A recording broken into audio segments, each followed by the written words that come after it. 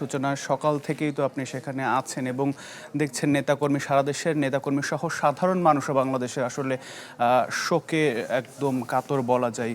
কারণ দীর্ঘদিন ধরে খালেদা জিয়া যখন অসুস্থ ছিলেন আমরা দেখেছি যে সারা দেশের মানুষ দোয়া করেছেন। এই মুহূর্তে এভার কেয়ারের সামনে আপনি কি পরিস্থিতি দেখতে পাচ্ছেন?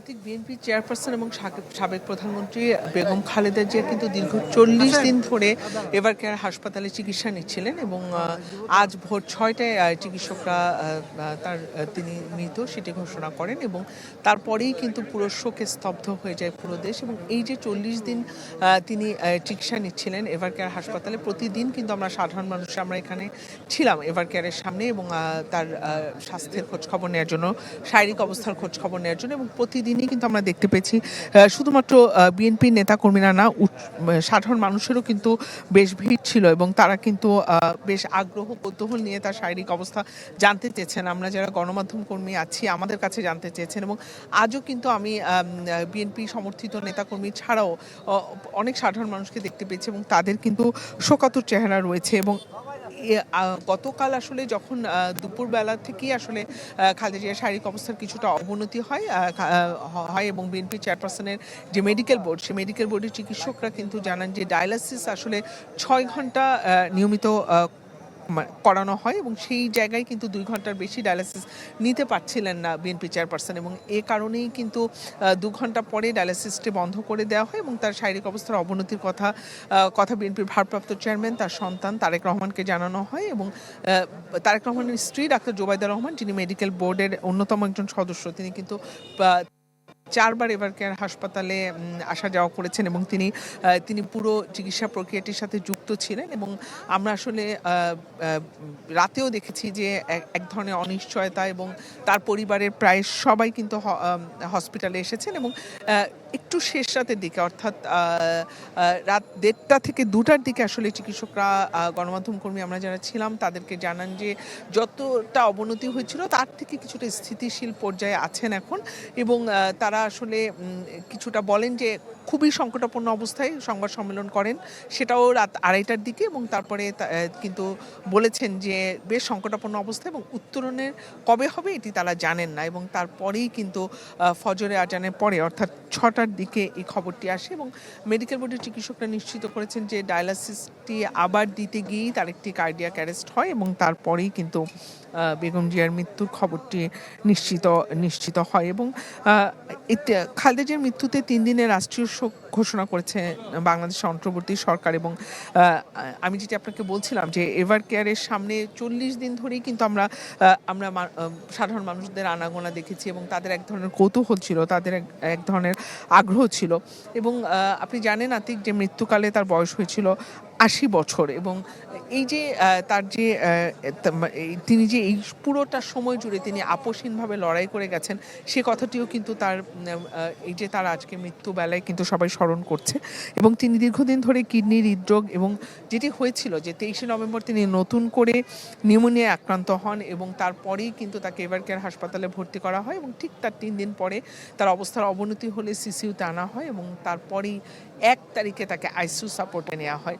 এবং তারপর থেকে কিন্তু তিনি জীবনের সাথে বেঁচে থাকার এক ধরনের লড়াই করে যাচ্ছিলেন এবং চিকিৎসকরা বলা হয়ে থাকে যে এই মেডিকেল বোর্ড অন্যতম সেরা মেডিকেল বোর্ড, দেশি বিদেশি স্বনামধন্য বিশেষজ্ঞ চিকিৎসকরা কিন্তু বেগম জিয়ার সুস্থতার জন্য চেষ্টা করে গেছেন। এবং যারা চিকিৎসক আছেন তারাও কিন্তু গতকাল যখন শেষ সংবাদ সম্মেলনটি করেন তার শারীরিক অবস্থার বিষয়ে রাত 2:30টার সময় তারা কিন্তু গণমাধ্যম কর্মীদের ধন্যবাদ জানিয়েছেন যে গণমাধ্যম কর্মীরা তার চিকিৎসার ব্যাপারে সবসময় বলে গেছেন এবং সাধারণ মানুষের কাছেও কৃতজ্ঞতা প্রকাশ করেছেন। এবং চিকিৎসকরা কিন্তু আমাদেরকে বলছিলেন শেষ রাতের দিকে যে দীর্ঘদিন ধরেই যে লিভার সিরোসিস, আর্থাইটিস এবং ডায়াবেটিস সহ বিভিন্ন শারীরিক জটিলতায় তিনি ভুগছিলেন, পাশাপাশি তার কিডনিটা একেবারেই আর কাজ করছিল না, যে কারণে প্রতিনিয়ত ডায়ালাসিস করার দরকার হচ্ছিল। সে কারণে কিন্তু এবং ফুসফুস এবং হার্টও তার চ্যালেঞ্জ ছিল।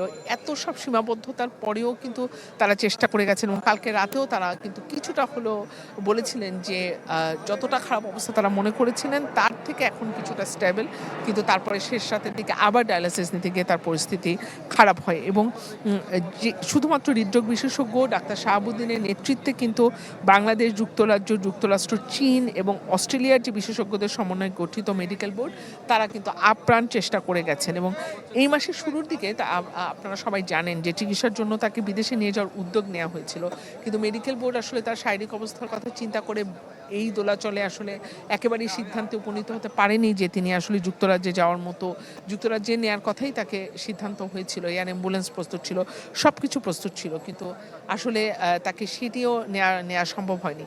এবং তার চিকিৎসকরা কিন্তু বলেছেন যে দেশের সর্বোচ্চ চিকিৎসাটি তাকে দেওয়া হচ্ছে এবং সর্বোচ্চ চেষ্টা করা হচ্ছে। এবং এই যে এখানে যারা সাধারণ মানুষ এসেছেন তারা কিন্তু বলছেন যে বাংলাদেশের রাজনীতিতে খালেদা জিয়া একজন আপসীন নেত্রী, এবং সেটিই কিন্তু বারবার এখানে উচ্চারিত হচ্ছে এভার কেয়ারের সামনে।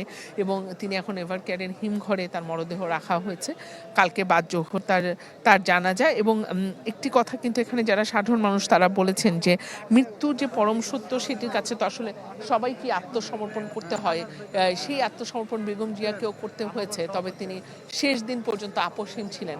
সাধারণ মানুষ কিন্তু সেই কথাটি বারবার উচ্চারণ করছেন। ঢালাইয়ের সেরা প্রিমিয়ার সিমেন্ট। বিদাকে দেখতে পাচ্ছি। বিদা, এই মুহূর্তে সেখানে বিএনপির কেন্দ্রীয় নেতাদের কারা কারা অবস্থান করছেন এবং তারেক রহমান আসলে কোথায় রয়েছেন, সার্বিকভাবে সেখানকার চিত্রটাও যদি দেখান আমাদের দর্শকদের।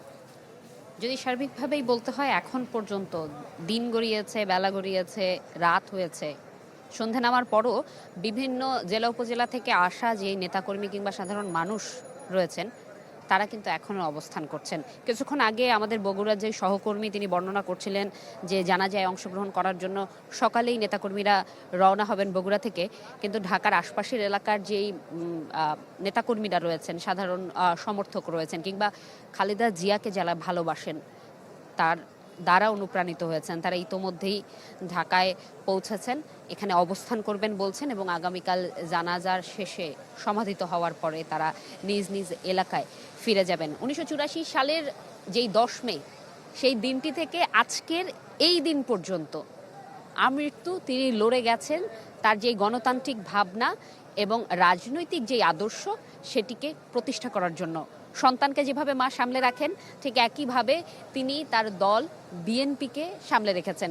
হয়তোবা বিএনপির জন্মলগ্ন থেকে তার হাত ধরে বিএনপির এগিয়ে চলা হয়নি, কিন্তু স্বামী জিয়াউর রহমানের প্রয়াণের পরে এই দলটিকে তিনি আগলে রেখে সামনে এগিয়ে গিয়েছেন।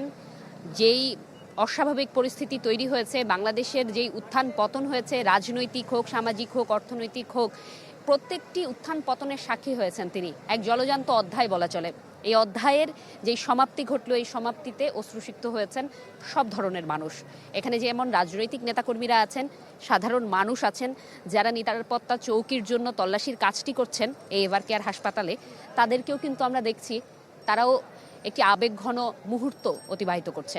কারো মুখে আসলে হাসি নেই, অশ্রু যার চোখে আছে, হয়তো দায়িত্ব পালন না করা সত্ত্বেও তিনি কিন্তু বলছেন যে এই বিদায় এক বড় সংকটের দিকে ঠেলে দিল বাংলাদেশকে। সামনে নির্বাচন, এরপরও রুখে দাঁড়ানোর জন্য এবং ঐক্যবদ্ধ হওয়ার জন্য প্রতিটি প্রাণ যারা উপস্থিত হয়েছেন তারা বলছেন যে খালেদা জিয়ার যেই আপসীন অবস্থা ছিল, যে আদর্শ ছিল, যেই প্রত্যয় ছিল, এই প্রত্যয়টুকু অন্তত মননে লালন করে এগিয়ে যাওয়া সম্ভব। পুত্র তারেক রহমান তার আসা যাওয়ার থেকে শুরু করে কেন্দ্রীয় যেই নেতারা রয়েছেন তারা সিদ্ধান্তের জায়গায় রয়েছেন এবং সিদ্ধান্ত অনুযায়ী আগামীকাল রাষ্ট্রীয় মর্যাদায় জানাজা এবং দাফন, এবং এই দাফন এবং জানাজায় অংশগ্রহণের ক্ষেত্রে যে সীমাবদ্ধতাটুকু রয়েছে গণমাধ্যম কর্মী থেকে সাধারণ মানুষের, সেটিও কিন্তু ইতোমধ্যে জানিয়ে দেওয়া হয়েছে। আগামীকাল এখানে মরদেহ বহনকারী যেই বহর থাকবে এখান থেকেই ছেড়ে যাবে। এরপরে বলা হয়েছে সেটি তার বাসস্থান দীর্ঘদিনের ফিরোজায় যাবে এবং সেখান থেকে জানাজার জন্য নিয়ে যাওয়া হবে জাতীয় সংসদের দক্ষিণ প্লাজা এবং মানিক মিয়া এভিনিউতে যেই সাধারণ মানুষের ঢল, সেটির জন্য ইতোমধ্যে বিভিন্ন জায়গা থেকে মানুষ কিন্তু প্রস্তুতি হয়েছে এবং এখানে সাধারণ মানুষ কিন্তু তার পরিবারের কনিষ্ঠ জনকেও নিয়ে এসেছেন।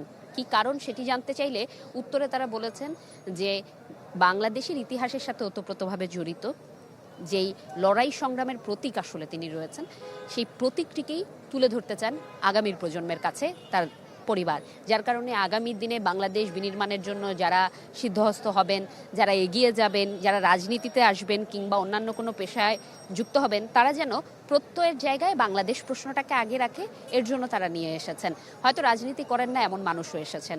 তিনি বলেছেন রাজনৈতিক ব্যক্তিত্ব হিসেবে নয়, একজন মা হিসেবে, একজন নেত্রী হিসেবে, সাবেক প্রধানমন্ত্রী হিসেবে, সব কিছুর আড়ালে একজন অনুপ্রেরণার সাক্ষী আসলে তাদের কাছে খালেদা জিয়া।